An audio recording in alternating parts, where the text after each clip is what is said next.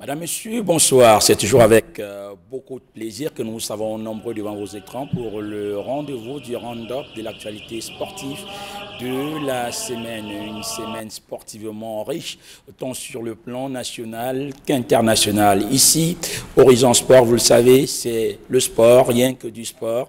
Mais alors, tout le sport. On parlera évidemment du tournoi UNIFAC qui vient de s'achever du côté de Limbé, le tournoi zonal qualificatif pour la CAN de la catégorie des moins de 17 ans. Tout comme on ira voir ce qui se passe du côté de l'Algérie avec le 7e championnat d'Afrique des Nations auquel prend part d'ailleurs le Cameroun. En élite, on en est déjà à la 11e journée. On fera le point évidemment sur la 10e journée et on fera une projection sur la 11e journée qui est annoncée pour ce week-end, tant en Elite 2 qu'en Guinness Super League, où les filles descendront sur les terrains pour livrer leur troisième journée justement de la Guinness Super League. Ce sera évidemment ce week-end sur quelques stades de la République. On parlera sport de combat évidemment avec la boxe. Rififi, on l'a dit depuis quelque temps maintenant à la Fédération camerounaise de boxe, mais il y a également des boxeurs qui ont été récompensés, ceux qui sont venus de Maputo. On en parle également dans ce programme, tout comme on ira à l'international avec notre compatriote Francis Ngannou, lui qui a résilié son contrat, qui en a terminé avec l'UFC. Ça, on en parle, tout comme on parlera évidemment pétanque avec le président du pétanque club de Ngok Mapoubi, lui qui est là. On parlait de Rififi évidemment à la Fédération camerounaise de boxe. Il y en a eu également à la Fédération camerounaise de pétanque. On en parle dans ce programme. Pour en parler justement de tout ceci, je suis avec Gilbert Faux. C'est un habitué déjà de ce plateau. Voilà, journaliste sportif. Bonsoir et bienvenue Gilbert. Good evening to you, Belmondo. Good evening to the millions of tele-auditors of Equinox Television. Let me say good evening to the president of UNIFAC, Mr. Guy Mayolas, and the executive director of UNIFAC, Mr. And the others who have been doing a wonderful job who did a wonderful job in Nimbe. Sincerely, it was a wonderful thing we saw in Nimbe. We saw the executive director and the UNIFAC team did. It was so wonderful to see the kids displaying what we saw. I mean, thanks for bringing me in the organization of this tournament. I had a key role in it and was really splendid. And a special good evening to Sani Abaka, the team press of the Under-17 Lions. Allez, avec vous, évidemment, on va faire le tour de l'actualité sportive nationale. Vous êtes journaliste du sportif également, donc on en parlera. Il est avec nous, il nous a manqué depuis pas mal de semaines, je crois, même avant la Coupe du Monde ou après la Coupe du Monde. Voilà, toujours occupé, voilà, du côté de l'Académie nationale de football, où il est justement le responsable de la pôle Nord, c'est pôle du littoral, voilà, je vais y arriver. C'est le coach Vassilius. J'ai envie de dire bonne année parce que depuis on ne s'était pas revu depuis le début de cette année sur ce plateau. Bonne année d'abord, coach. Oui, merci Belmondo. Bonne année à tous les téléspectateurs. Je l'ai dit, un charmant bonsoir et une très bonne écoute. Allez, c'est avec beaucoup de plaisir que nous vous recevons sur ce plateau. Évidemment, c'est bien que vous soyez là parce qu'on parlait tout à l'heure du tournoi UNIFAC avec le scandale qu'il y a eu autour des tests IRM avec les joueurs qui ont été écartés pour voilà, trafic sur les âges. Vous encadrez les jeunes. On en parlera évidemment dans ce programme. Le temps de présenter ici Lui, c'est la deuxième fois qu'il voilà, sur ce plateau. Voilà, il est de la fédération, bon, pas de la fédération, il a un club affilié à la fédération camerounaise de pétanque, c'est le club pétanque de Ngok Mapoubi. Nous recevons donc son président. Bonsoir président Amos, ou bien Amos, comme mon réalisateur derrière. Voilà. Bonsoir à tout le monde, bonsoir à l'équipe de Equinox, bonsoir à tous les téléspectateurs et bonsoir à tous les boulistes du Cameroun et plus particulièrement les boulistes de Ngok Mapoubi qui s'entraînent beaucoup plus à Modé. Et bonsoir à tous les présidents des clubs.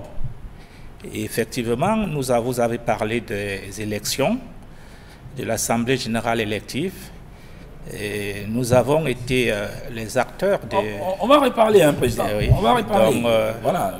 Je crois que... Vous avez beaucoup à nous dire, là, parce que là, vous êtes l'un des déçus, justement, de la Fédération. On en parlera. Nous allons essayer de donner notre explication et des éclaircissements sur ce processus. Voilà. Merci déjà d'avoir accepté notre invitation. C'est moi qui vous remercie. Pour édifier davantage l'opinion sur ce qui se passe à la Fédération camerounaise de pétanque.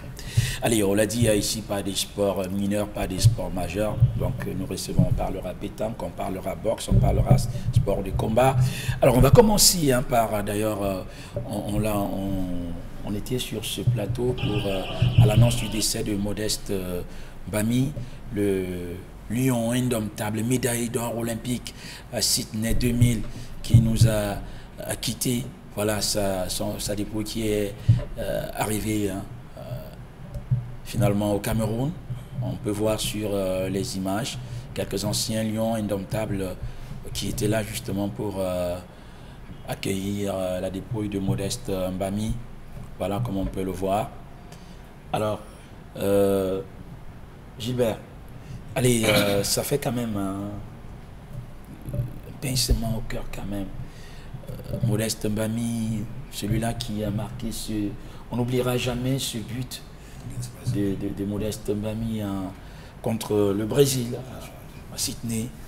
Voilà, un mot pour cet illustre footballeur camerounais qui nous a quittés. Yeah, it's very painful, Belmondo, to have Mbami coming back in a coffin, coming back home in a coffin. When we go back memory lane, we know what he brought to Cameroon. It's important to let people know that Mbami went through Kaji Sports Academy. It's not an advertisement I'm doing it. Let's always appreciate what some people have done for the prosperity of football, and Kaji Sports Academy is one of that institutions that set the pace for many of these kids. Mbami from there went to Dynamo of Douala, had a professional career, played for the national squad, and today having an international player of his caliber coming back home in a coffin, it is really painful. And I want to say, yeah, Belmondo, I have that feeling that we've not given him that, befitting welcome back home in that coffin. He came back through the Simalan airport.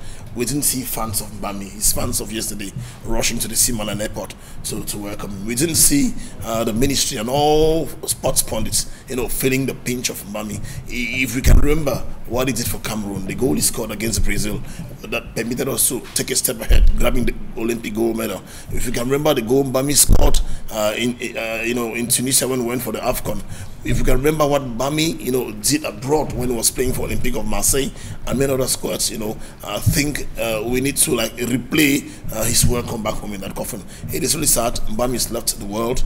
It goes back, as a drum call to all the footballers, because I heard a lot about Mbami, and I am really touched about it. Having a footballer of his caliber who played professional football at the top level, and then going through the difficulties he went through before leaving the world, sincerely, I think other footballers should learn that lesson. That when you're playing football, tomorrow you wouldn't be able to play. You're going to have a break in your career, and it's time for you to have some little savings, and make up a career after football. It equally calls back the government of Cameroon and all those concerned with sports that let us try to create something back home for these footballers. That's some sort of reconversion. In Europe, you see these footballers being easily reconverted into sports analysts. Some, get into coaching careers and others. But Mbami, as we told, he died because he was stressed up, lacked one or two things and others. It's really sad. And all we can say is Mbami is left, and let his soul, his gentle soul, rest in peace. Voilà, coach Vassilius, vous avez suivi avec beaucoup de tristesse, d'amertume comme nous, le décès de Modeste Mbami. On attendait sa dépouille. Finalement, c'est arrivé au Cameroun, comme vous pouvez le voir d'ailleurs, comme on a pu le voir, on peut le voir encore sur les images. Alors, qu'est-ce que ça fait quand même quand on a d'abord, c'était, c'est pas le premier lion qui s'en va, mais là, mourir comme il y en a qui sont morts comme Alain Fouet sur le terrain. Il y en a d'autres lions qui sont décédés. Là, c'est Modeste Mbami, le corps qui arrive à l'aéroport. Quelques anciens coéquipiers pour l'accueillir. Pour vous, il y en a qui quand même se sont interrogés parce qu'il y a eu d'abord le silence. C'est vrai, le président de la Fédération camerounaise de football, lui, à titre personnel, comme ancien coéquipier de Modeste Mbami, s'est exprimé. À un moment donné, on s'est interrogé sur le silence même de la fédération et même le silence des... On n'a pas vu le ministre des Sports s'exprimer. Quand on sait que Pelé, lui, il est mort jusqu'au président de la République, on en a parlé. On s'interroge quand même. Oui, bon, il y a de quoi s'interroger. Il faut dire que c'est avec consternation que j'ai suivi le décès de Modeste Mbami. Consternation aussi dans les circonstances de son décès. Comment est-ce qu'on a pris la nouvelle? Ben, ça nous a fait froid au dos. Et qu'à cet âge-là, Modeste peut partir dans ces circonstances-là. Et avec tout ce qui a pu être dit après. Mais la réalité est là, c'est un fait. Il est décédé. Aujourd'hui, sa dépouille arrive au pays. Oui, c'est normal que durant votre parcours, que vous ayez des collègues, des camarades qui puissent vous accompagner, que vous ayez dans votre chemin des personnes avec lesquelles vous vous êtes liés d'amitié, avec des liens plus intimes que des autres. Ainsi va la vie. C'est pourquoi on dit, quand vous vivez et que la vie vous a donné l'occasion de rencontrer quelqu'un, faites en sorte de garder toujours des bonnes relations avec lui. Maintenant, oui, son décès, il est vraiment douloureux pour un joueur pieux, sobre qu'il était. Unanimement, tout le monde reconnaît qu'il avait beaucoup de talent et que ce n'était pas un joueur de nature à pouvoir perturber ou à déranger. On garde des souvenirs de très bons matchs de lui, notamment depuis la Dynamo ici, et beaucoup plus pendant les Jeux olympiques, notamment ce but qui élimine le Brésil au temps qu'on a appelé le but de la mort, ça il faut le reconnaître, avec une grande chevauchée. Et ce genre de chevauchée, il en avait l'habitude, puisqu'il a fait des actions similaires à Paris, à Marseille et tout. Ben voilà, il y a à peine quelques années, il a raccroché, il a arrêté sa carrière, donc il devait se reconvertir pour démarrer une nouvelle vie. Certainement, ça ne s'est pas très bien passé pour lui. Bon, on dit qu'il est décédé d'un arrêt cardiaque. Voilà, donc une fois de plus, il faut comprendre que même les grands sportifs ne sont pas épargnés de cela. Donc tout ce qu'on peut souhaiter aujourd'hui, par rapport aussi à votre préoccupation, à tout ce qui a été dit autour, et ce qui n'a pas été dit, quelle a été la réaction du ministère ou de la fédération, si le président de la Fédé a réagi à titre personnel comme coéquipier d'hier. Donc nous croyons que, et nous pensons qu'on va lui organiser les obsèques dignes d'un sportif, d'un jeune qui part comme ça, sans avoir pu bénéficier de sa reconversion, et que tous ses camarades de combat, de fait d'armes, pourront être unis pour son dernier hommage. Un hommage pour ma part doit s'articuler même autour d'une rencontre festive, parce qu'il a aimé le football. Il a encore pas mal de coéquipiers qui sont vivants aujourd'hui, avec tout ce qu'il a pu apporter lors de son passage au niveau de la sélection nationale du Cameroun. Je crois que le Cameroun tout entier doit lui donner un vivant hommage, n'est-ce pas, pour les derniers jours qu'il a encore à passer sur la terre de commun, parce qu'après, il sera rentré dans le calendrier grec, comme on oublie toujours certains lorsque on vous a inhumé. Mais nous croyons que l'image qu'il a écrite, les images fortes qu'il laisse, perpétueront, n'est-ce pas, sa mémoire à jamais. Voilà, merci. Président, c'est vrai, vous êtes à la pétanque, mais vous suivez quand même l'actualité footballistique. Voilà, donc vous avez appris, comme tous les Camerounais d'ailleurs, le décès de Modeste Mbami. Et certainement, ça vous a fait un pincement au cœur. Et effectivement, puisque Mbami, c'est un joueur qui m'a beaucoup marqué, notamment quand il jouait à Dynamo de Douala, parce qu'en ma qualité, vous allez me permettre, de supporter du Dynamo de Douala, c'est un joueur que j'ai bien connu et qui avait beaucoup de talent. Donc ça me fait mal. Il est vrai que on ne l'a pas beaucoup vu à l'équipe nationale senior, mais c'est un joueur qui avait trop de qualité, vraiment. Et je crois que le temps l'a pris de court. Ce n'est pas, pour moi, ce n'était pas le moment que Modeste s'en aille comme ça. Mais on ne peut rien. Et je crois qu'il a fait le temps. Il a laissé ses empreintes dans le football camerounais et international. Donc, qu'il repose en paix. Et nous attendons voir comment seront organisées ces obsèques. Voilà, on attendra évidemment de voir, parce que la dépouille est arrivée, mais on n'a pas encore un programme officiel. Voilà. Alors, il nous a rejoint évidemment sur ce plateau David Eyengue, voilà, journaliste. Voilà, je préfère le prendre sur la casquette de journaliste, c'est comme ça, c'est pour ça qu'il est invité d'ailleurs sur ce plateau. Voilà, on parlait justement de Modeste Mbami, je vais prendre... Il y a la Dynamo, vous êtes supporter de la Dynamo, vous avez le droit de supporter la Dynamo. Voilà. Il y a la Dynamo de Douala qui a commencé par rendre hommage à Modeste Mbami. Avant, il y a Unisport du Yonkam qui avait commencé déjà, et puis la Dynamo, le club dans lequel a évolué Modeste Mbami, qui lui a rendu hommage ici au stade annexe. Mais on s'est quand même interrogé, David, sur le fait que on avait pensé qu'au moins on aurait, la fédération aurait, d'abord je ne vous ai même pas laissé vous assumer. Bonsoir et bienvenue d'abord. Bonsoir voilà. Belmondo, bonsoir à tous les téléspectateurs. Alors, c'est un plaisir de vous avoir. C'est difficile même parfois de vous avoir parce que très sollicité. On comprend pourquoi. Bon, allez, je disais tantôt que sur d'autres cieux, on se serait attendu à ce que pendant les matchs, à l'annonce du décès de Modeste, que l'on observa au moins la minute des silences, que ce soit pendant au moins pendant une journée de championnat élite, tout, parce que si les Ligue 1 est aux arrêts en raison du Chan, mais l'élite tout se joue, tout comme la Guinness Super League qui a commencé, mais jamais il y a eu une journée où on est dit minute de silence avant la rencontre pour penser pour Modeste quand même.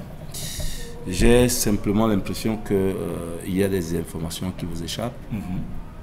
Parce qu'on a effectivement observé une minute de silence au lancement du championnat féminin et le président de la fédération était bien là. C'était au match du 14 janvier, je pense, si je ne me trompe. J'étais à Yaoundé, c'était au stade militaire.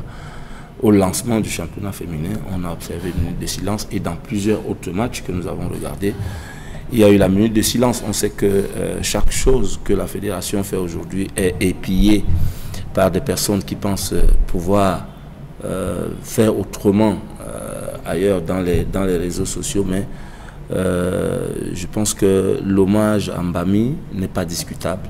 Il a été rendu partout dans le monde, partout. Je ne suis pas sûr qu'il y ait un endroit. D'ailleurs, on est plutôt étonné de voir que ce jour-là, c'est pour ça qu'on pense que les Jeux Olympiques, c'est quelque chose de... C'est une compétition qui est très regardée, qui est mondiale, qui est reconnue, parce que partout dans le monde, on a parlé de Mbami. Peut-être un peu plus qu'on ait parlé d'un certain lion qui a même joué la Coupe du Monde comme Ngea et Nongejak, par exemple. Et je pense que on a plus rendu... C'est pas une comparaison, ils sont tous partis. C'est désolant de voir quelqu'un. Moi, je l'ai regardé pour son premier match et je l'ai regardé pour son dernier. Je vais regarder son dernier match, celui-là. Et ce n'est pas plaisant, mais je dis que c'est pas la peine de polémiquer autour parce que l'hommage a été rendu à Mbami. Oui. Est-ce que justement vous ne donnez pas raison quand vous le dites à ceux-là qui pensent qu'il faut parfois, c'est parfois quand on commence à dénoncer, quand même on réagit, il y a la réaction parce que justement on en a parlé. Tout à l'heure vous disiez qu'au championnat, à la Guinness Super League, il y a eu des silences. Oui. Mais Modeste, quand il est décédé, il y a eu moins 2-3 journées, il est tout. Il n'y a pas eu cette minute de silence. Il a fallu attendre la Guinness Super League championnat féminin. On a observé Dynamo déjà. C'était la Dynamo. Mais Dynamo joue en élite tout. Je ne sais pas si Dynamo joue un championnat qui est externe à celui qu'organise l'Africa Foot. Et ce n'est pas Dynamo qui demande à l'arbitre d'observer la minute de silence. Si l'arbitre observe la minute de silence dans le match de Dynamo, c'est que c'est une action fédérale. Donc en réalité, je pense que on a malheureusement, on perd peut-être un peu plus d'énergie à faire autre chose. Mbami est décédé, Mbami Modeste est décédé. C'est une grande perte pour le football camerounais, c'est une perte pour les Lions Indomptables, c'est une perte pour le monde.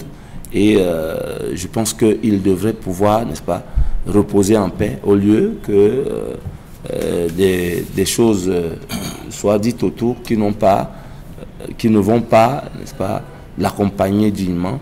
Et il faut qu'il soit accompagné dignement. Salut l'artiste. Salut l'artiste. I was in Limbe when President Samuel Eto'o came for the UNIFAC tournament. The protocol of the Cameroon Football Federation, put the attention of the UNIFAC organizers that they had to observe a minute of silence. President Samuel Eto'o was present, and a minute of silence was observed. Okay. So that was before the launching of the Guinness Super League. Allez, on attend évidemment le programme officiel. Hein. On espère qu'il y aura un hommage comme il se doit pour l'artiste qu'a été Modeste Mbami. Allez, clap de fin pour justement le tournoi de l'UNIFAC Limbe 2023. Alors comme en 2021, les Lions Indomptables de moins de 17 ans ont remporté justement le titre de champion de la compétition. Alors celui-ci leur permet de se qualifier pour la prochaine Coupe d'Afrique des Nations prévues au mois d'avril prochain en Algérie. On fait le point avec Fabrice Eloumou.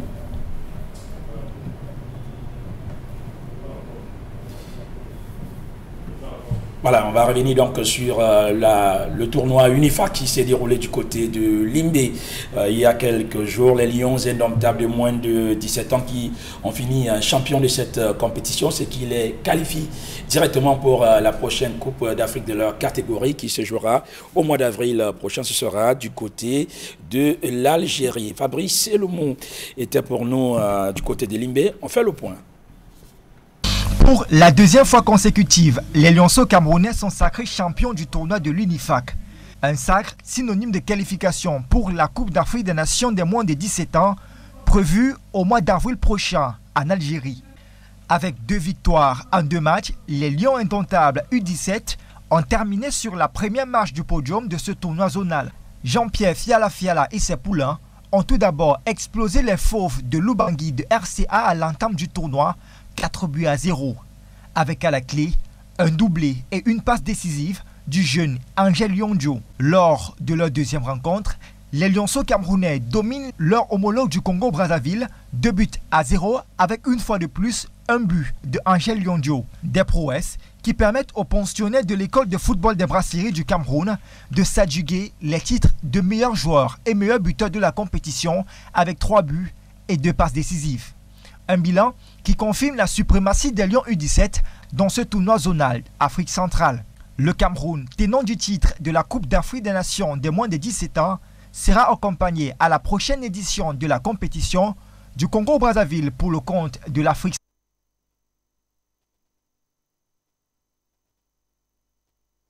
Le Cameroun s'est accompagné évidemment du Congo dans cette zone UNIFAC. Les Congolais qui ont arraché le dernier ticket qualificatif en battant la RCA, les Fauves de Lubangui, sur le score de 3-0. Du coup, le Cameroun et le Congo rejoignent l'Algérie, le Nigeria, le Burkina Faso, le Sénégal, le Mali, le Maroc, la Somalie, le Soudan du Sud, l'Afrique du Sud et la Zambie. Il faut rappeler que la zone UNIFAC était justement la dernière qui n'avait pas encore organisé ses éliminatoires. Alors, ces équipes-là sont qualifiées pour la prochaine Coupe d'Afrique des Nations de leur catégorie qui se jouera du 8 au 30 avril prochain du côté de l'Algérie.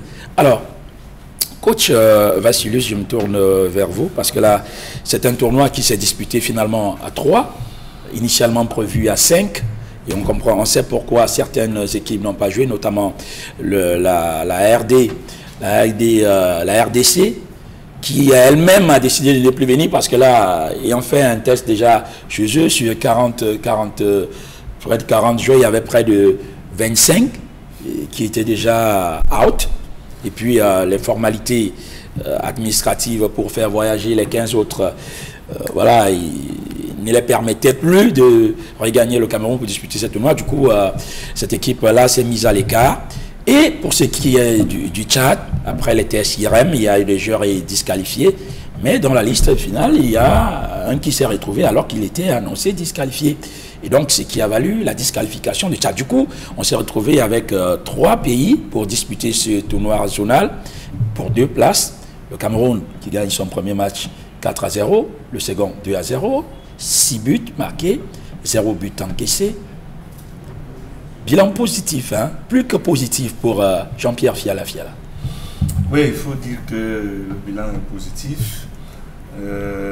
Malgré une courte préparation, c'est simplement la preuve que le Cameroun reste un vivier de footballeurs. Vous savez, après Lévi Thomas, qui a gagné la CAN, qui allait à la Coupe du Monde, Mbarga Foé avait pris la relève. Malheureusement, sa cuvée n'a pas eu cette opportunité de participer à la CAN parce que le Maroc n'a pas tenu à organiser cette CAN-là, ce qui fait une cuvée de U17 sur le plan international qui n'a pas compéti.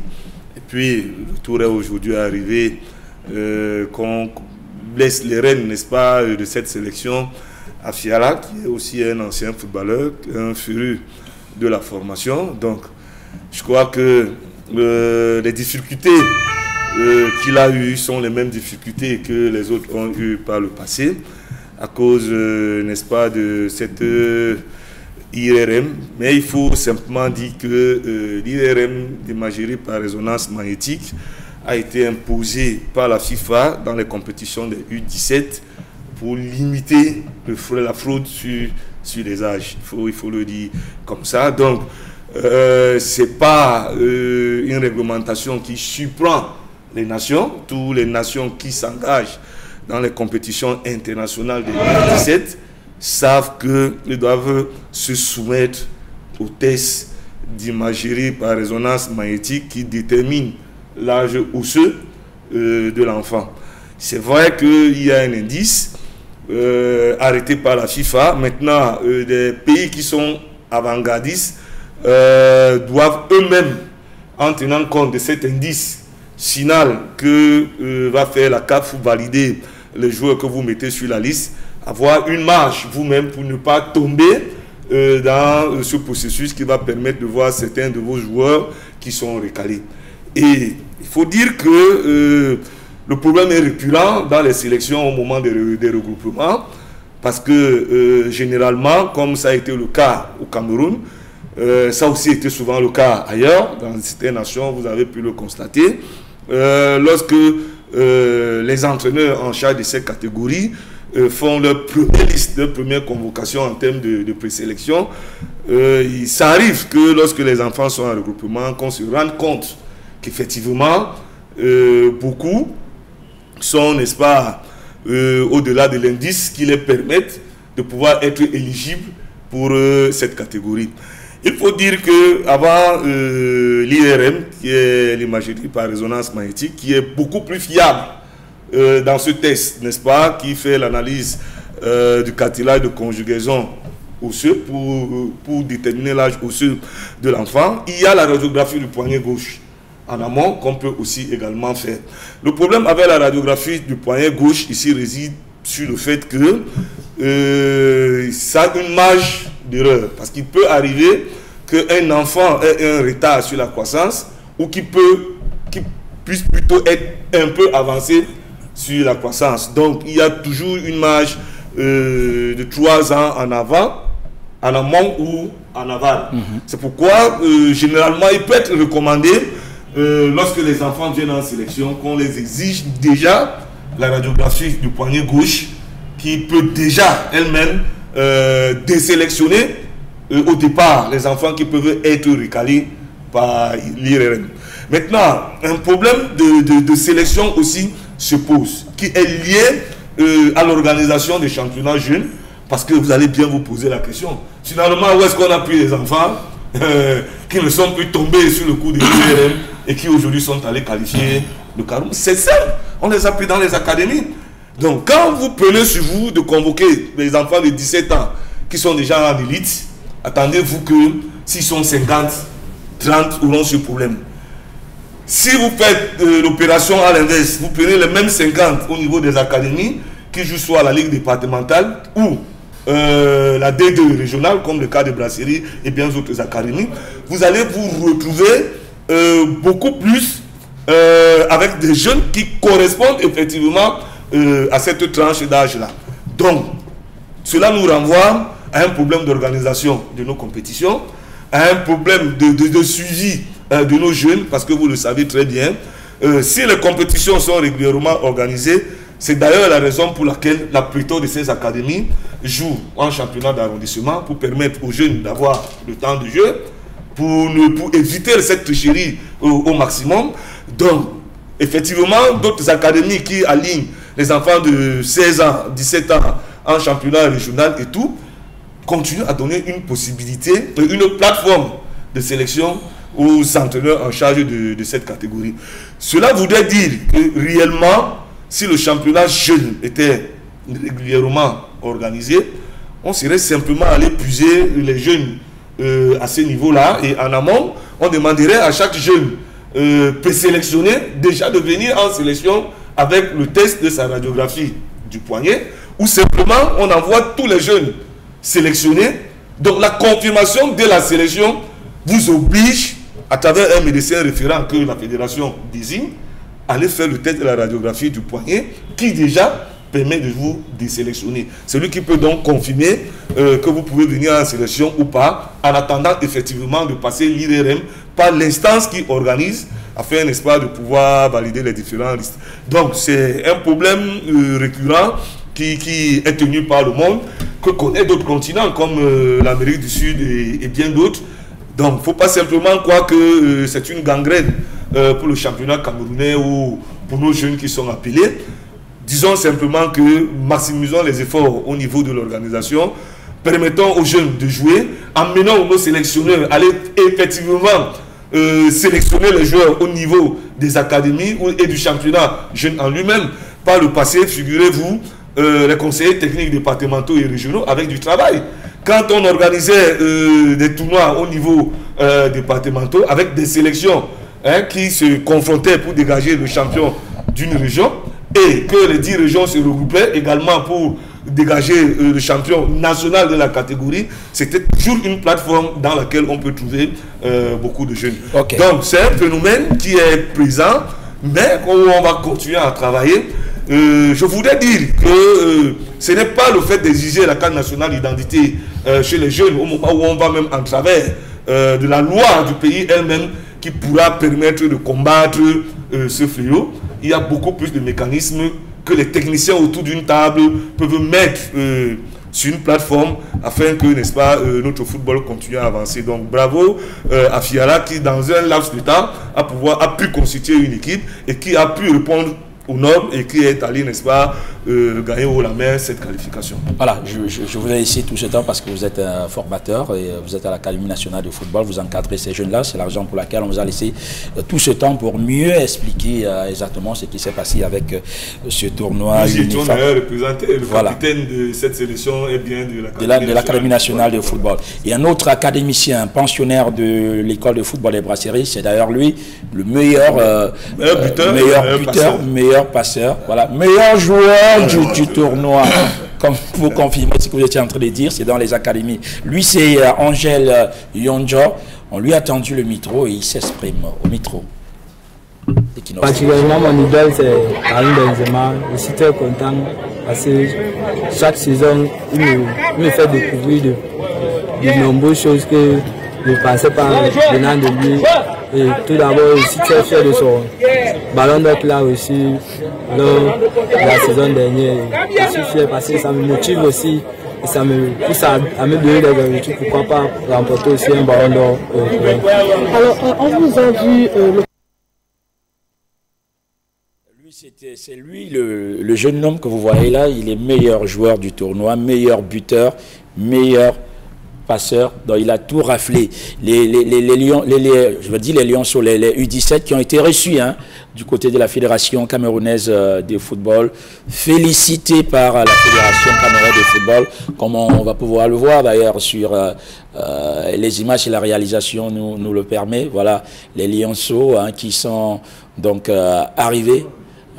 Voilà, c'était au siège de la Fédération camerounaise de football, voilà, accueilli par la vice-présidente, Céline Eko.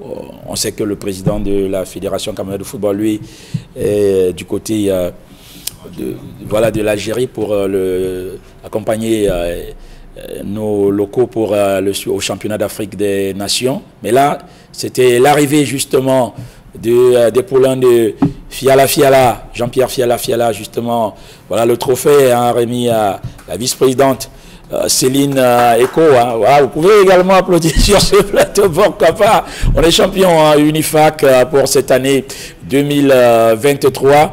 Alors on a quand même apprécié la promptitude, la célérité avec laquelle dans d'autres fédérations, il faut attendre des semaines, voire des mois, quand vous avez décroché même un trophée pour qu'on vous reçoive. Voilà, on peut féliciter. Non, il faut dire que la compétition est imminente. Voilà. Entre janvier et avril. Voilà. Il faut aller très rapidement vers l'avant parce qu'il y a du travail qui les attend. Voilà. Je vais me tourner vers vous, parce que là, David, il y a une compétition qui va arriver. Il faisait tout à l'heure une remarque là. On a exclu les joueurs camerounais. En un laps de temps, Fiala nous a trouvé des joueurs pour aller gagner ce tournoi. On en sort avec le meilleur joueur, meilleur buteur, meilleur passeur. On a la compétition qui est prévue pour le mois d'avril. Ce qui se passe parfois chez nous, et on espère, ce qui se passe parfois chez nous, c'est que au moment d'aller jouer la CAN, la Coupe d'Afrique des Nations U17, l'équipe qui est allée à Limbé se qualifier, parfois on ne trouvera pas 10 joueurs de ceux qui sont allés du côté de Limbé. Bon, aujourd'hui quand même, on s'interroge sur le fait que pourquoi il n'y a pas ces suivis-là.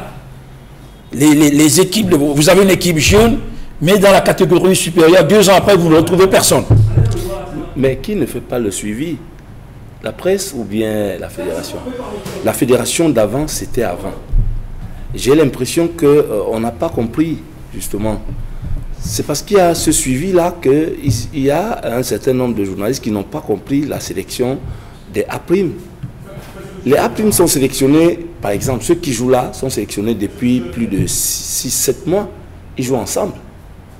Et c'est justement parce que les sélectionneurs des A' n'ont pas voulu disloquer le groupe qu'ils ont formé depuis des mois, qu'on a amené des joueurs qu'on a sélectionnés depuis 6-7 mois. Si vous remarquez bien, 90% de ces joueurs, 95% des joueurs qui jouent en Algérie aujourd'hui étaient ensemble depuis le championnat du 16 mars 2022. C'est-à-dire que c'est tous les joueurs qui ont joué les 2 championnats. Donc la fédération est en train de monter, bien entendu, qu'il y aura un suivi aujourd'hui. Et on ne risque pas l'entraîneur qui gagne l'Unifac, je parle là de Fiala, et qui va s'hasarder à ne pas disloquer le groupe. Il n'y a que 3 mois, à moins qu'il y ait une grande pépite qu'on avait oubliée pour jouer l'Unifac, et qu'il y ait peut-être des blessés ou des malades. Mais en réalité, on est justement en train de constituer des équipes nationales qui seront suivies dorénavant. Et c'est pour cela que certains disent ne pas comprendre, mais je crois que tous les sélectionneurs qui sont en place sont en train de reconstituer. L'équipe nationale appartient à tous les joueurs qui sont brillants, il faut le dire. Que celle de catégorie appartient à tous ceux qui sont de la catégorie, qui sont brillants, même pour seulement l'instant. Alors, il n'y a personne qui a exclu. Mais les tripatouillages d'avant, on peut être sûr, je peux être sûr que ce ne sera plus possible. Parce que aujourd'hui, il y a non seulement un suivi de la fédération, mais il y a aussi un suivi des médias. Quand on parle de Yondio aujourd'hui, qui est meilleur joueur, meilleur buteur, je suis sûr que s'il n'est pas là pour la compétition d'avril, c'est tout le monde, même dans les chaumières, on va se poser la question pourquoi il n'est pas là, à moins qu'il soit allé à Mars pour une autre compétition peut-être de pétanque ou de plus intéressantes. Mais en réalité, ce suivi-là, aujourd'hui, il est fait aussi bien chez les U17 qu'il est fait chez les U23, chez nous et même chez les A'. D'ailleurs, même chez les A. Personne aujourd'hui, j'entends les gens, les uns et les autres dire qu'à moins que Ngom, Bekele soit mort à la prochaine, c'est pas le souhait, qu'il soit totalement effacé de la planète, qu'il soit absent de la prochaine sélection des Lions. Les performances de ce joueur-là sont en train de montrer que c'est un joueur effectivement qu'on n'a pas pris au hasard. Donc il faut plutôt féliciter ce nouveau travail-là, cette nouvelle façon de fonctionner. Les meilleurs méritent l'équipe nationale et l'équipe nationale a besoin des meilleurs. Et bien entendu, quand on a la possibilité, quand on est un entraîneur sélectionneur, si on a la possibilité encore en 3 mois d'aller trouver la pépite qu'on avait oubliée, parce qu'il y a toujours les oubliés, c'est tant mieux pour le groupe. Mais il y aura dorénavant un suivi et on ne va plus rater. Ce Yonjo, il n'a pas 17 ans. Mais je suis sûr que les uns et les autres vont se poser les questions de savoir quel est son parcours à partir de maintenant. Ok. Donc c'est tant mieux. Voilà, je vous donne la parole tout à l'heure, hein. Vous allez vous exprimer évidemment.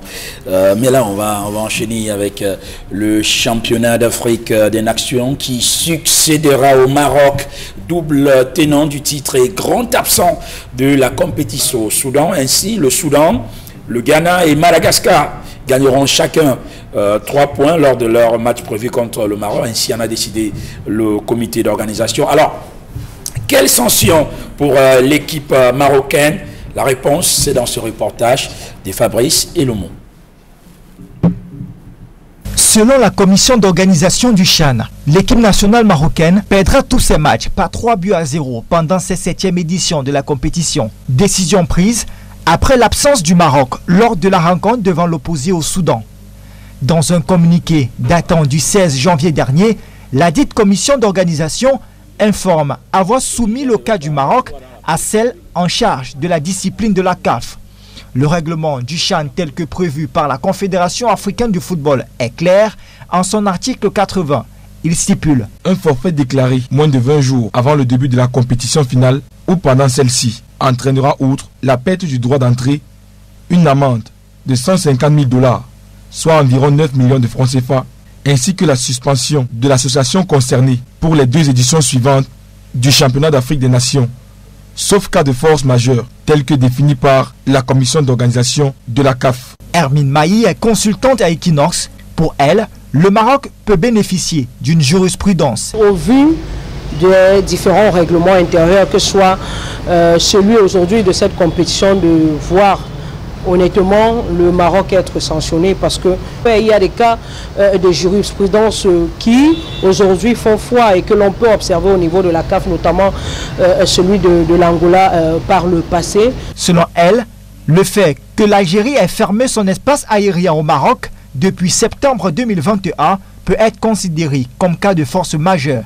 Le Maroc s'est bel et bien présenté.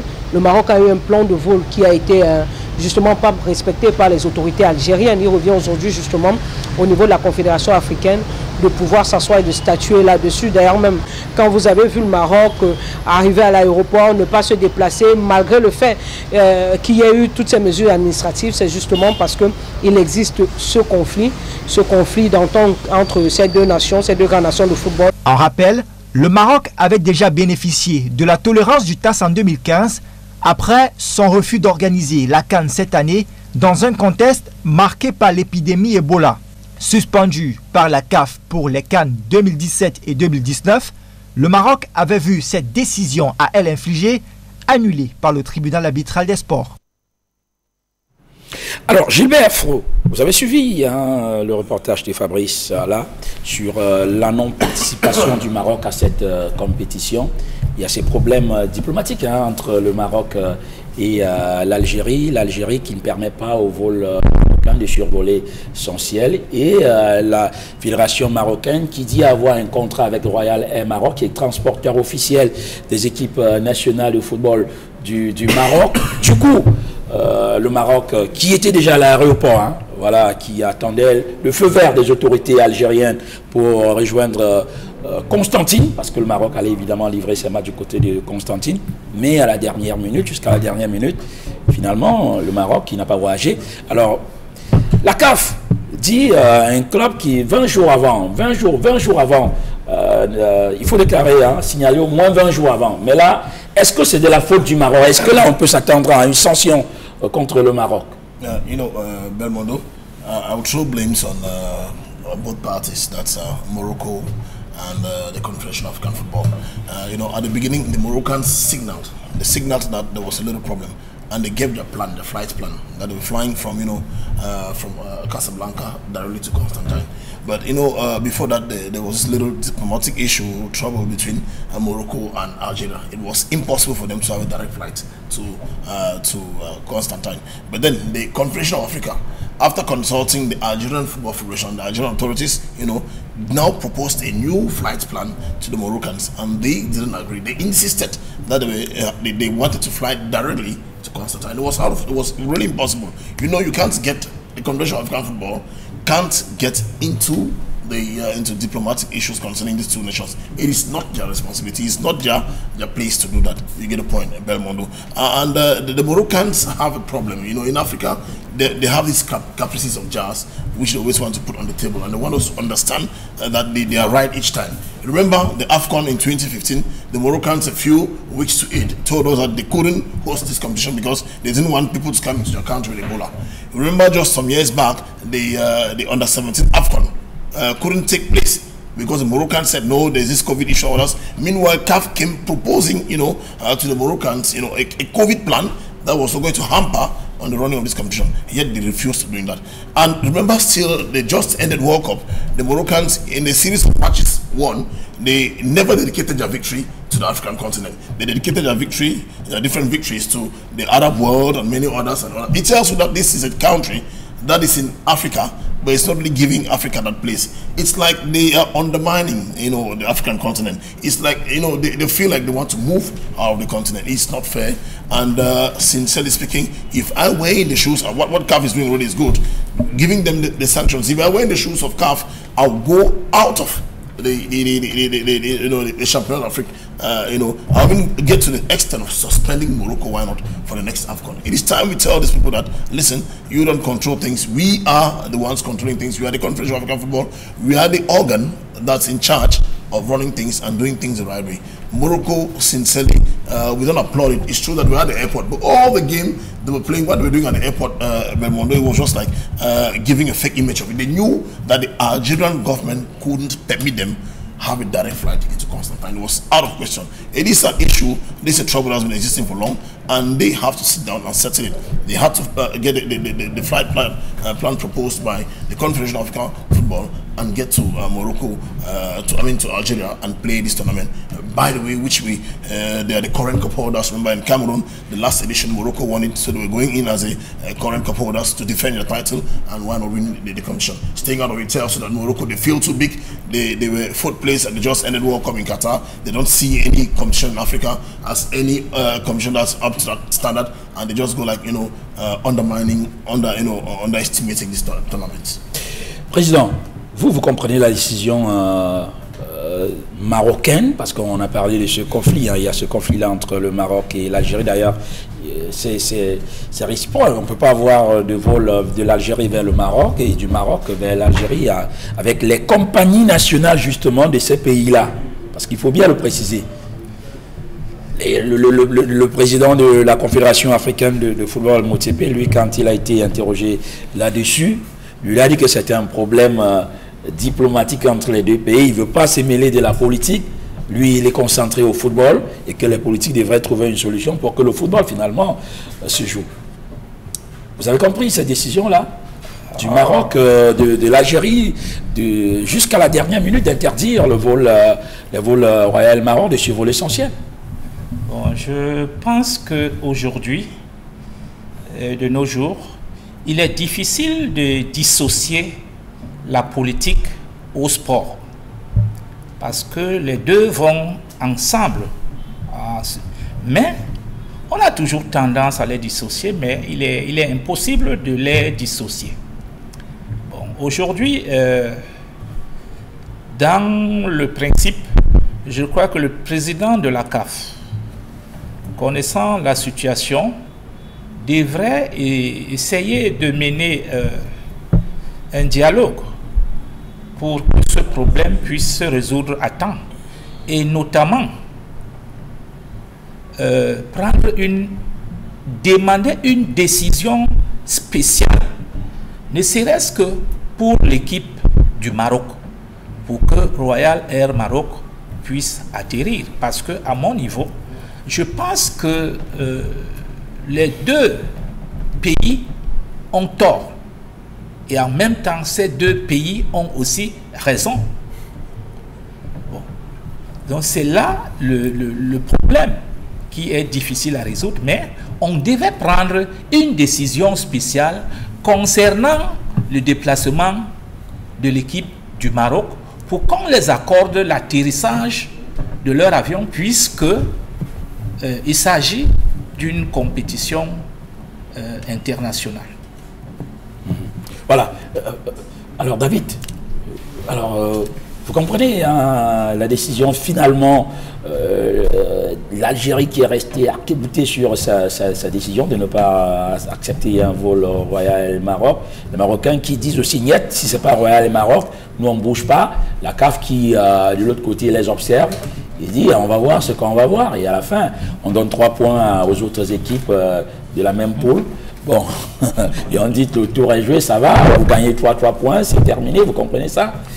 Non, je ne comprends pas. Donc, si quelqu'un vous dit qu'il l'a compris, pourquoi les deux pays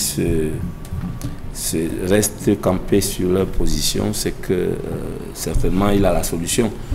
Mais c'est un problème à résoudre et c'est une patate chaude dans la main de la CAF. Et nous attendons simplement que ce soit réglé, parce qu'en réalité, le football est fait pour unir les peuples et pas le contraire. Comme le président le disait tout à l'heure, on aurait aimé que, malgré les décisions politiques qui ont été prises, drastiques, qui ne voudraient pas voir un avion marocain survoler l'espace algérien et vice-versa, on pensait que le football pouvait venir, n'est-ce pas, annuler ces positions-là, malheureusement. Nous qui regardons cette compétition, on sait qu'elle est plombée, c'est le tenant du titre qui n'est pas là, le double tenant du titre même, et du coup la compétition n'a pas la même saveur, mais si quelqu'un qui est un observateur à distance vous dit qu'il a compris, c'est qu'il a certainement la solution à donner à la CAF. On attend simplement, parce qu'on sait que même Gianni Infantino, le président de la FIFA, a fait des mains et des pieds, a rencontré les autorités aussi bien algériennes que marocaines pour essayer de résoudre ce problème. Et malheureusement, c'est une compétition qui se joue sans le Maroc et personne ne peut comprendre. Jusqu'à présent, nous ne comprenons pas quelle est la décision. Et les deux pays, paradoxalement, les deux pays sont candidats à l'organisation d'une même compétition africaine. Je ne sais pas ce qui sera fait, ce qui sera décidé. Personne ne peut comprendre. Moi, je ne comprends pas. Vous me posez la question de savoir si je comprends. Moi, je peux pas vous dire que je comprends. Allez, beaucoup de Camerounais comme vous ne comprennent d'ailleurs pas comment est-ce que la Confédération africaine est restée impuissante quand même face à ces deux nations-là, l'Algérie et le Maroc, qui finalement, chacun a dicté sa loi. Je ne vais pas, si c'est pas Royal Maroc, tu ne viens pas chez moi, si c'est pas par une autre compagnie. Alors, moi, on va sortir par là, Vassilius, sur un autre angle. La performance quand même de l'équipe nationale du Cameroun, c'est ce qui nous intéresse aussi, même si on parlait du Maroc. En quelques minutes quand même, on a vu la première sortie des poulains d'Alioum Siedou. Voilà. Quand vous voyez cette équipe-là après son premier match face au Congo-Brazzaville, vous pensez-vous, entraîneur de football, spécialiste, professionnel de la chose, vous pensez qu'on peut aller loin quand même dans cette compétition?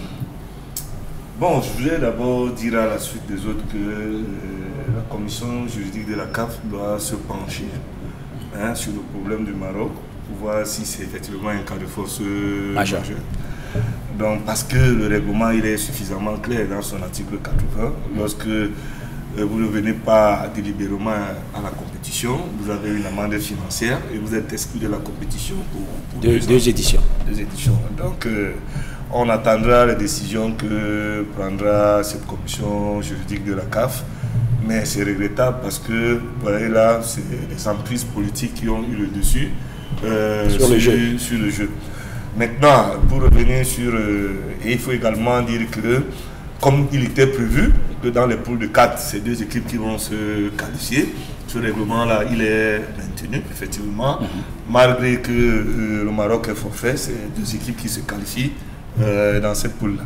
Pour revenir dans le cas du Cameroun, il faut simplement dire, vous savez que le Cameroun est dans une poule de 3, où un seul sera qualifié pour le prochain tour. Ça, il faut le dire d'emblée. Et lorsqu'on sait aujourd'hui que le Congo a joué ses 2 matchs, et son deuxième match s'est soldé 0 but partout à un score vierge, donc il reste un match très difficile. Du Cameroun face au Niger, parce que le Cameroun a 3 points et le Niger 1 point. Donc jusqu'ici on n'est pas. Ça va être une finale. Hein. Voilà, ça va être une finale. Donc revenons sur le match Cameroun-Congo.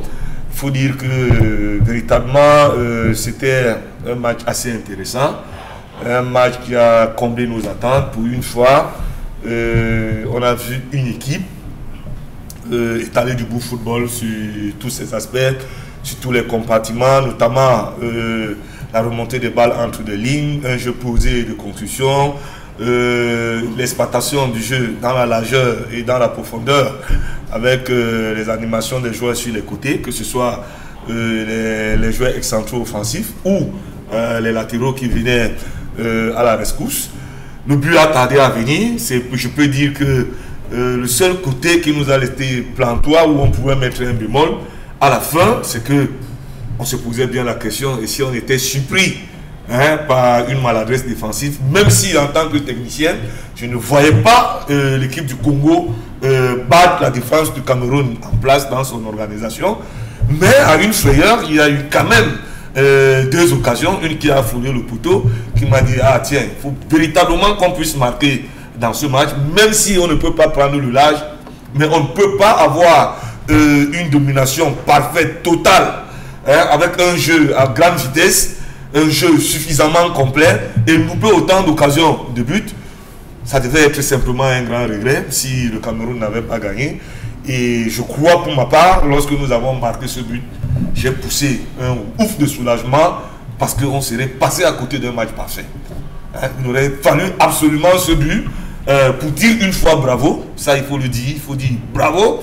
Parce que quand on a vu un match comme celui-là, où l'équipe du Cameroun a été complète, autant à l'animation offensive et défensive, dans l'organisation, tout ce qu'on pouvait rechercher dans l'animation du jeu, dans ses différentes phases, on l'a retrouvé. La seule chose qui manquait véritablement pour marquer cette domination, c'était le nombre de buts au Maroc. Malheureusement, il n'y a pas eu de la réussite sur ce côté. Je crois que le coach Seydou, qui est resté assez... On va suivre la prochaine rencontre des Lions indomptables. On l'a dit, c'est mardi prochain. Ce sera contre le Niger, une vraie finale, parce que le Niger, vous l'avez dit, qui marque 1 point ce soir, le Cameroun 3 points. Donc, tant qu'on sait que c'est une équipe seulement qui sera qualifiée dans cette poule-là, allez, malheur au perdant. Malheur au perdant. Mardi prochain. Allez, on va revenir au Bercail quand même avec l'élite tout, qui la 10e journée qui s'est jouée en semaine. Les quelques résultats de cette 10e journée. Stade de Berthois qui a pris le dessus sur l'Aigle Royal du Mongo. L'Aigle Royal du Mongo qui voyageait plutôt bien, mais qui s'est fait casser les ailes, briser les ailes du côté de Berthois. Foncha Street qui domine les Rangers. Voilà, on va mettre le tableau parce que là, la réalisation, on n'est pas encore en Guinness Super League, on est en élite tout. Voilà, la 10e journée, voilà. Merci à la réalisation. Alors, donc, Foncha Street qui a battu les Rangers 2-1. Ofta de Tribi qui tombe devant Lausanne 0-1. AS FAP qui envoie du tonnerre au TKC. Voilà. 3-0, le Tonnerre qui se porte véritablement pas bien. voilà, avec les quelques résultats. Et puis hier, la Dynamo de Douala, on va le rappeler, hein, qui est tombé devant Victoria United. 4 buts pour Victoria United, 0 but pour les Bone Badgers. La rencontre Léopard Unisport de s'est joué du côté du stade de Bonamou Sadi. Notre reporter Raoul Taboufoué était évidemment là pour suivre pour nous cette rencontre. Victoire, on va le dire, des Tankwa Unisport du Onkam sur les Banabanjo. 2 buts à 0. On peut d'ailleurs voir ce pénalty manqué de l'Unisport du Onkam, évidemment. Devant les supporters, hein, qui étaient très nombreux d'ailleurs du côté du stade de Bonamou Sadi. Au terme justement de cette rencontre, hein, très suivi, très couru par les supporters, que ce soit de l'Unisport que du Léopard des Douala. Voilà une réalisation de l'Unisport du Onkam. Alors notre reporter a tendu son micro à quelques acteurs, alors qu'on peut voir ce magnifique lot là, c'est le deuxième but de l'Unisport du Onkam. Alors, Raoul Taboufoué a tendu son micro à Zafa Amadou, Epo Benbelou et au coach Fodop Morocco. On les écoute. C'est une grosse déception. Nous allons présenter nos excuses à notre public qui est là. Et nous avons été perdants aujourd'hui. C'était un match pas facile, mais nous avons donné le meilleur de nous. Nous avons manqué de réaliser face au but après de nombreuses occasions ratées.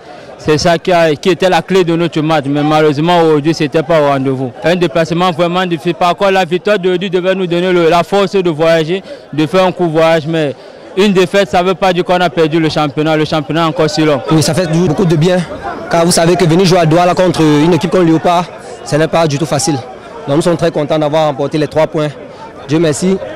Notre objectif maintenant c'est focaliser sur Racing samedi, donc nous sommes concentrés sur le match de samedi. Ça fait vraiment du bien et en fait nous ne sommes pas surpris. Nous on a quitté nos bases à la conquête de 6 points face à Lausanne et face à Léopard. Dieu merci, on l'a eu. Je crois que c'est le bon discours qui contient aux enfants et le boulot. Le président demande la montée en L1. On est au boulot, on va se battre à atteindre nos objectifs. Voilà. Les extraits que vous avez pu écouter, le coach Fodop et puis les joueurs de Léopard et Unisport au classement à l'issue de cette 10e journée disputée en semaine. Foncha Street qui prend la tête du classement avec désormais 18 points, suivi de l'Unisport du Onkam 17 points. L'Aigle Royal du Mungo est 3e avec 17 points.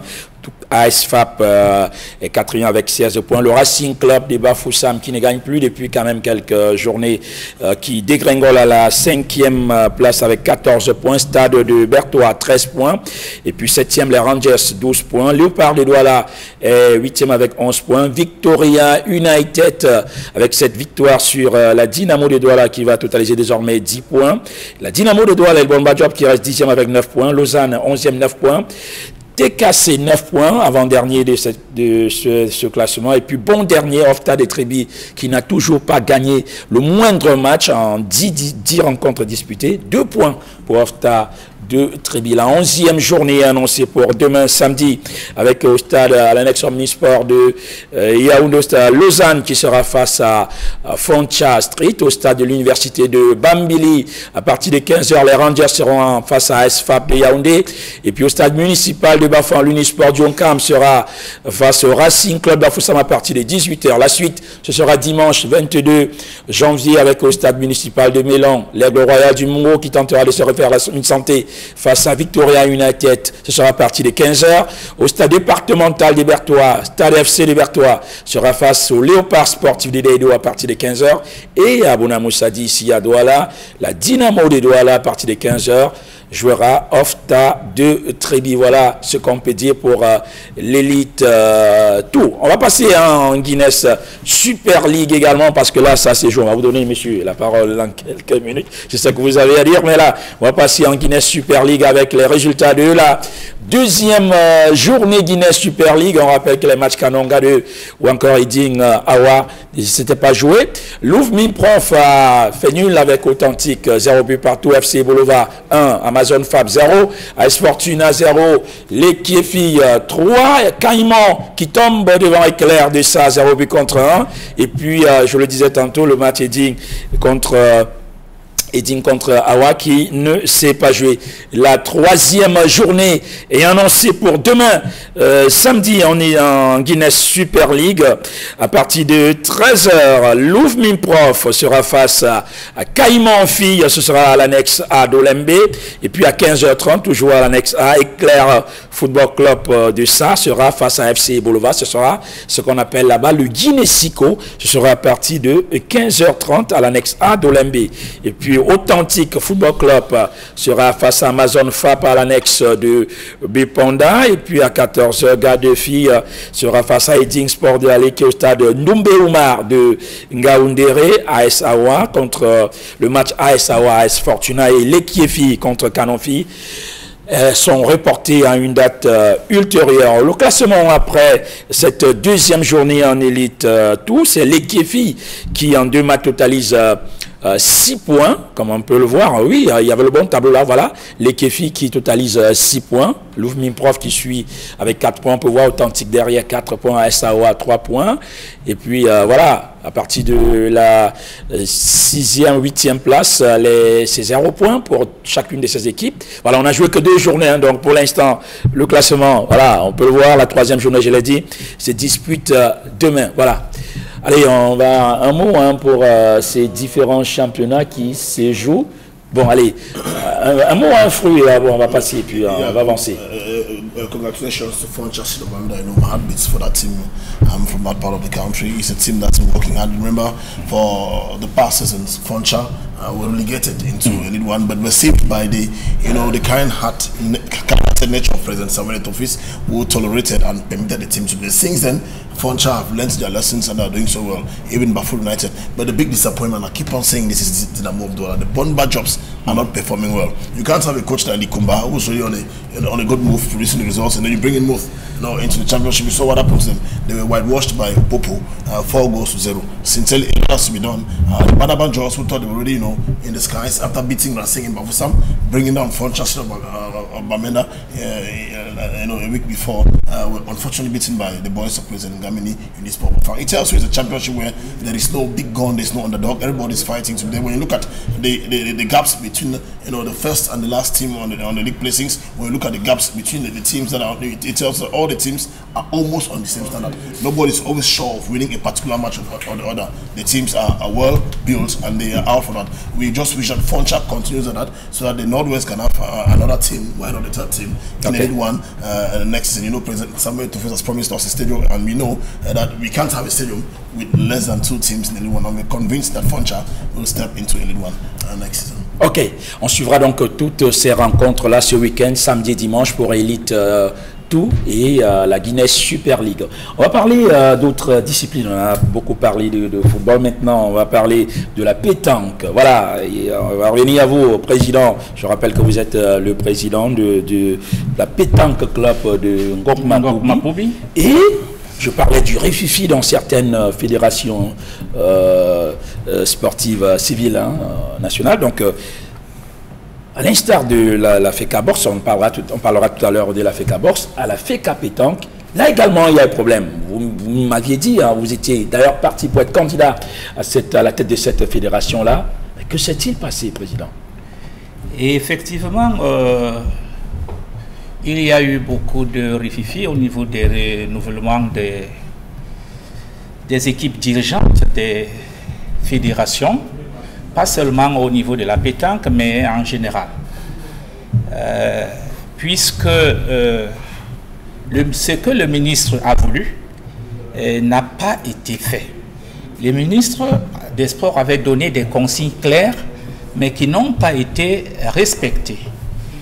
Parce que lorsqu'il y a eu des problèmes au départ, le ministre a convoqué une réunion qui regroupait toutes les fédérations en vue de claircir les modalités et donner des instructions pour que tout se déroule dans des bonnes conditions. Bon, mais ce qui n'a pas été fait, puisque lorsque les assemblées générales ont commencé, parce que c'est les assemblées, il y a d'abord les assemblées générales avec l'approbation des statuts. lorsque les assemblées ont commencé, les fédérations ont commencé à organiser les assemblées, et il y a beaucoup de fédérations et de personnes qui ont saisi le ministre. Bon, le ministre a fait une réunion et ensuite, il a demandé à ces personnes qui ont fait des requêtes de rencontrer une commission qui était organisée au niveau du ministère. Bon, au niveau de la pétanque, le secrétaire général sortant, il a tout fait pour éliminer les autres listes. Vraiment. Et ça a été... Et il a réussi, puisque lorsque on a organisé l'Assemblée générale qui adopte les statuts, parce que c'est ça la clé, c'est que nous, on n'a pas préparé. Alors, il a invité déjà au niveau de l'Assemblée générale des électeurs, des électeurs fictifs, donc des délégués fictifs. Et c'était la réussite totale. Ensuite, il a voulu, il y avait une caution à déposer. C'est le dernier jour que lui, il nous donne le numéro de compte de la fédération pour qu'on verse. Ayant même changé, parce que les comptes étaient à la BISEC, il a changé les comptes, il a mis à UBA et le dernier jour. Nous avons fait les deux requêtes. L'autre requête a été solutionnée par le ministre. Le ministre a dit non, on prolonge les dates. Tout le monde était satisfait. La seconde requête, qui était au niveau des délégués, vraiment, M. Belmont, c'est un peu difficile, c'est rigolo. Nous sommes partis en réunion avec les cadres du ministère. Parce qu'en principe, c'est eux, le ministre. Et ce jour, il y avait beaucoup de fédérations aussi. On recevait fédération par fédération avec ces cadres qui devaient résoudre ces problèmes. On a exposé le problème qu'il y a des électeurs fictifs. Il y a d'abord à l'Assemblée générale, il y a des délégués fictifs. Et c'est ces délégués qui ont assisté à l'Assemblée générale qui vont assister aussi aux élections. Mais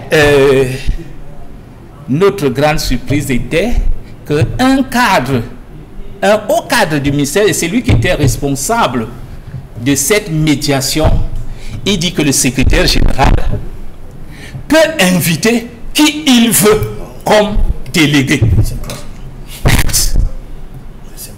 Mais ça, c'est impossible. Oui. Mais dès qu'il a dit ça, moi j'ai dit, vraiment, je suis déçu. Très déçu parce que, en qualité de... Nous ne sommes pas venus ici, ce n'est pas ce que je venais entendre. Moi, je venais, je croyais que nous allons nous entendre pour qu'on solutionne ce problème. Mais dès lors que 90% des délégués sont fictifs, comme je vous dis, hein, 90%. 90% des délégués sont fictifs. Je les ai dit dans la salle, bon, je suis venu pour déposer mon dossier en qualité de... parce que c'est sur liste. Maintenant, je retire ma liste parce que ça ne vaut pas la peine. Le coup a réussi. Et les élections se sont passées. Et les élections se sont passées avec son candidat, parce que le secrétaire général est parti chercher un candidat que nous n'avons jamais vu même, qui est président de la fédération, vous allez m'excuser, mais que nous n'avons jamais vu à la pétanque. Je crois qu'il a organisé un seul regroupement au nord. Aujourd'hui, il est président de la fédération. Aujourd'hui, le vice-président, même c'est quelqu'un, lui-même s'est présenté, il dit que lui ne connaît pas cette affaire-là. On l'a seulement amené. Okay. Bon, allez, il y aura certainement beaucoup de choses à dire. Mais je n'ai pas voulu aller rencontrer le ministre parce que le ministre est ouvert. Bon, mais vous savez, le ministre donne des instructions. C'est toujours ces gens du ministère qui font ce qu'ils font. D'autant plus que, bon, le secrétaire général, bon, c'est un professeur d'éducation physique actuel et qui a joué ce rôle, c'est un professeur d'éducation physique. Donc ce sont ses collègues qui sont aussi au ministère. Donc il n'y avait même pas un couloir pour passer. Et c'était vraiment, ça faisait honte pour la fédération. En tout cas, ce qui fait que on va y revenir. Il y a une nouvelle équipe à la fédération qu'on ne connaît même pas. Qu'on ne connaît même pas. Pour l'instant, on attend de voir si le championnat, puisque ça a déjà été, il y a eu l'élection, ça a déjà été validé. Ce qui a fait, c'est que nous on recule un peu, parce qu'on a dit le mandat c'est pour 2 ans. Oui.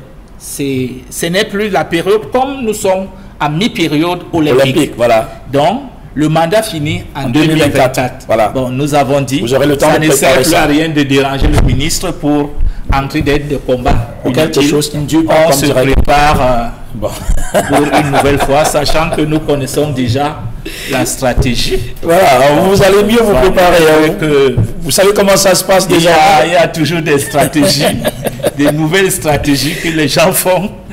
Allez, pour réussir. De l'argent frais cette fois pour les boxeurs camerounais, médaillés des championnats d'Afrique du mois de septembre, du mois de septembre dernier à Maputo. Ils ont reçu des gratifications de la Confédération africaine de boxe. Alors les primes qui oscillent entre 3 millions et 9 millions de francs CFA leur ont été remis au cours d'une cérémonie organisée du côté de Yaoundé. On fait le point avec Aïe Cyril. Des chèques rapidement transformés en espèces sonnantes et trébuchantes. C'est la récompense des boxeurs camerounais médaillés des championnats d'Afrique au mois de septembre dernier à Maputo, au Mozambique. Ça me fait un très grand plaisir, puis c'est sur le fil du travail, j'ai mérité. Je peux dire, ça peut justement m'encourager d'aller encore plus loin et remporter encore plus que ce que j'ai aperçu aujourd'hui. Ça a été très bien organisé. Moi, j'encourage beaucoup la fédération du bon travail que font actuellement aussi, puisqu'ils essaient de faire en sorte que non, les boxeurs vont essayer de vivre de leur art. Et moi, ça me motive beaucoup. Moi, personnellement, ça me motive beaucoup de travailler encore plus dur. Le Cameroun a remporté 9 médailles à Maputo, dont 2 en or, grâce à Paul Donatien Kong et Ren Gouné, 4 en argent, grâce à Patrick Ngemale, Zachary Vogoamogo, Aruna Tosenge et Martial Wang, 3 médailles en bronze enfin, grâce à Junior Photo, Clotilde Dessian et Christine Akoa Bengono. Les médaillés d'or reçoivent 9 millions de francs CFA chacun. Les médaillés d'argent, 6 millions.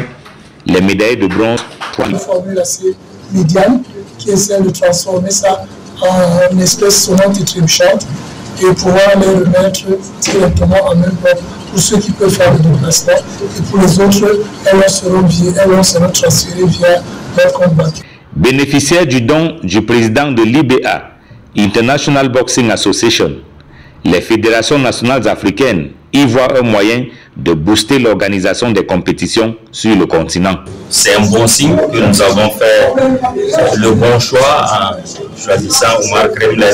Et les boxeurs de la zone 2 seront en mesure d'affronter les compétitions au niveau africain, au niveau mondial. C'est décentralisé parce que là, en Afrique, le déplacement n'est pas facile à tout le monde.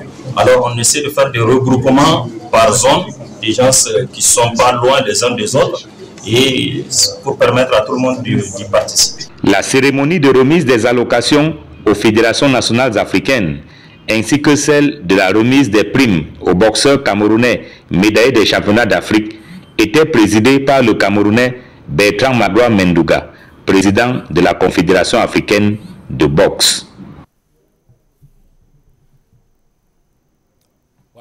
Cette double cérémonie intervient alors que l'heure est au renouvellement des organes au sein des fédérations sportives au Cameroun. À la FECA Box, évidemment, l'on parle de manœuvre du président sortant afin de s'attirer l'attention des électeurs. Mais Bertrand Magloire Mendouga affirme, lui, qu'il n'en est pas question. D'ailleurs, déjà, il est élu à la présidence de la Confédération africaine de boxe. Bertrand Mendouga, lui, qui pense devoir abandonner le fauteuil de la fédération camerounaise. Voici, alors qu'il est accusé de vouloir rester toujours à la fédération, lui il dit il est déjà à la confédération, donc il ne sait pas, bon, il ne voit pas pourquoi est-ce qu'on l'accuse de vouloir rester sur le fauteuil du président de la FK Box. On l'écoute, toujours au micro d'Aïk Cyril. Je pense que honnêtement, c'est deux choses diamétralement opposées.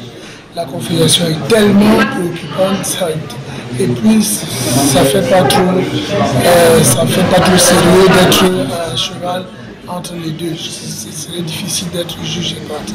Donc à ce moment, c'est vraiment la confédération qui est notre préoccupation majeure. Et ceci n'a absolument rien à voir avec les mouvements dans l'exécutif national. Quelques soucis quand même avec ce reportage, ce papier-là. Mais allez, on va parler de toute autre chose. Maintenant, vous l'avez suivi comme nous, entre Francis Ngannou et l'Ultimate Fighting Championship. Je parle de l'UFC. C'est terminé le divorce entre les deux parties, justement, qui a été officialisé samedi dernier par Dana White, le patron de l'UFC. On va dire que l'atteinte de ce point de rupture n'est vraiment pas une surprise dans le milieu, après près de 2 ans de négociations. Alors, de Predator, comme on l'appelle toujours, brandit la menace d'aller voir ailleurs à l'expiration de son bail. On fait le point avec Boyo.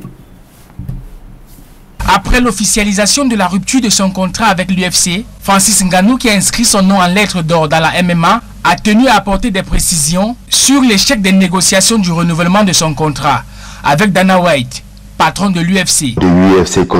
Les contractants de l'UFC sont assez contraignants. Nous, contractants indépendants, n'avons pas vraiment assez de droits. Donc, je ne pouvais pas faire ça. Face à une offre déclinée de 8 millions de $, soit 4 milliards de francs CFA, la légende Ngannou, indigne indomptable, dit avoir privilégié le principe de la liberté plutôt que le volet financier. Ça s'appelle la liberté. Être capable de terminer un contrat et entamer un second. Et si le nouveau contrat ne respecte pas les termes de vos conditions, vous êtes libre de ne pas le signer. Autre désaccord pas des moindres, le double champion du monde réclamait entre autres un droit de sponsoring, une assurance maladie à tous les combattants, un avocat représentant les combattants au conseil d'administration, ce qui n'a pas pu être respecté. La chose dont j'ai peur, c'est d'être dépossédé de ma liberté qui m'est d'une grande valeur. Malgré le divorce avec l'UFC, Ngannou Hanking a toujours émis sa volonté de boxer et reste très courtisé par d'autres organisations. Vous savez, je suis le meilleur, le roi. Bien qu'aucune discussion n'ait été dévoilée, il pourrait en juillet écrire un chapitre de sa carrière contre Tyson Fury ou Anthony Joshua.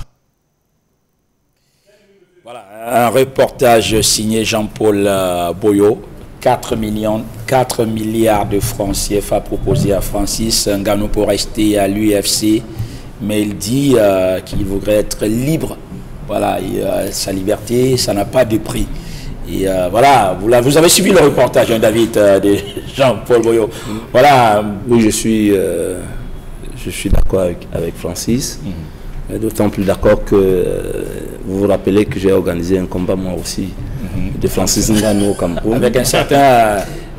avec qui avec Ogal Pichichi. Je suis content qu'il ait réagi comme ça. Peut-être je disais pour rire que j'aurais aimé qu'il réagisse comme ça avec les sponsors aussi du combat qu'on a organisé ici, pour que mon combattant ait un peu d'argent. Mais bon, c'est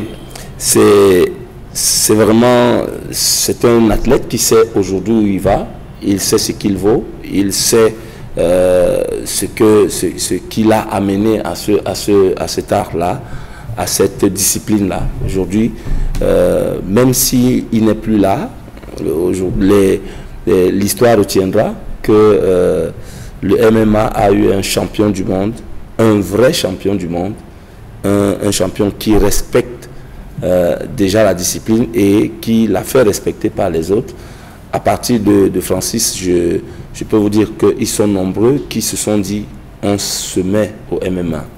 Et la discipline a grandi avec lui, donc il méritait mieux Nous, on a toujours pensé qu'il méritait mieux. Il était temps pour lui de le signaler lui-même, de le signifier. Ce qui est impressionnant, c'est que non, ce ne sont pas les milliards qu'on dit, il va gagner plus ailleurs.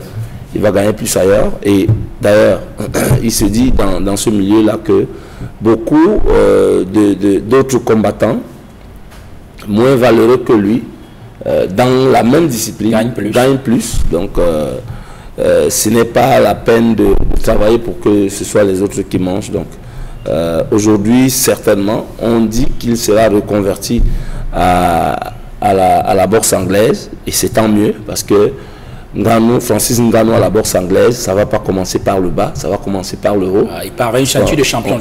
On parle déjà, peut-être pas les championnats du monde directement, mais quand même des gros adversaires et de grosses sommes. On voit, hein, quand vous regardez parmi les Tyson Fury, comment ils s'entraînent, c'est du lourd. Parce que ceux-là ont besoin de rencontrer Ngannou, parce que en fait, Ngannou a montré qu'il est l'homme le plus fort du monde. Et n'importe quel homme qui a la force brutale aimerait bien challenger Ngannou. Donc c'est tant mieux pour lui. Il va commencer par le haut avec des grands adversaires. Et du coup, la cagnotte sera plus grande. Ok, voilà, on va sortir avec vous évidemment. On va dire peut-être un mot pour sortir évidemment sur Francis Ngannou, sur toute autre chose. Coach Vassilous, vous avez suivi avec nous un athlète camerounais de la trame de Francis Ngannou qui crache sur 4 milliards là-bas à l'UFC et qui dit je vais être libre de faire ce que je veux, de combattre où je veux. C'est pas tous les jours quand même qu'on voit des sportifs de la sorte. Oui, déjà il faut dire que ils sont dans une discipline un peu particulière et il ne faudrait pas trop s'amuser. Vous savez que Ngannou est parti de très loin pour atteindre ce niveau. Et c'est quand il a atteint ce niveau que beaucoup de Camerounais se sont rendus compte qu'il est à ce niveau-là.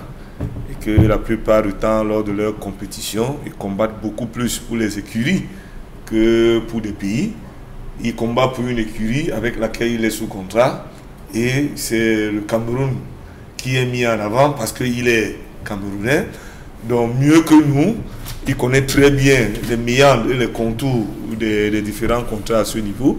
On ne peut que lui souhaiter bon vent parce qu'on est convaincu que certainement la décision qu'il prend est une sage décision et qui va lui permettre demain d'ouvrir d'autres portes pour, n'est-ce pas, poursuivre sa carrière. Voilà. Alors, Président, merci une fois de plus d'être venu nous édifier sur ce qui se passe à la Fédération camerounaise de pétanque. J'espère que dans 2 ans, les choses ne seront plus comme aujourd'hui et que vous serez bien candidat. Ngoko Mapoubi vous remercie et la Fédération de pétanque vous remercie parce que c'est, vous savez, c'est pas tous les jours qu'on parle de la pétanque. Il y a même beaucoup de gens, on dit pétanque, mais ils ne savent même pas de quoi il s'agit. Donc, je crois que la prochaine fois, je vais amener au moins deux boules de pétanque pour montrer aux gens ce que c'est. Voilà. Et je vous remercie parce que c'est une façon de vulgariser cette discipline. Et je pense que dans l'avenir, nous avons besoin de vous pour que cette discipline décolle au Cameroun. Voilà, rassurez-vous, nous sommes là pour faire la promotion de toutes les disciplines sportives. Chez nous, d'ailleurs, on maintient ce mot-là, pas des sports mineurs, pas des sports majeurs. On fait le tour de toute l'actualité sportive. Merci Gilbert, une fois de plus d'être passé. Thank you very much, Belmondo. Sincerely, this has become a home for me, and I hope you keep on, dishing out that invitation each time. It's needed. I'll always be here. It's a real pleasure sharing this panel with big bro David Enge, who has never ceased advising me. Each time I go the wrong way, David will pull my ears. Thanks Dave for being here. Vas equally. It's a real pleasure being here today. We're working out of sports in Cameroon, and we pray sports takes an African dimension. Allez, David, merci, merci beaucoup vraiment pour la disponibilité, parce qu'on va le dire, je n'ai pas peur de le trahir. C'est très tard tout à l'heure que j'ai sollicité ta présence. C'est toujours un plaisir. Voilà. C'est toujours un plaisir de venir partager. Je voulais dire à Frou que des 6 premiers de Ligue 2, il n'y a que 2 qui n'ont pas encore occupé le siège de leader. Le championnat est très long. Donc, le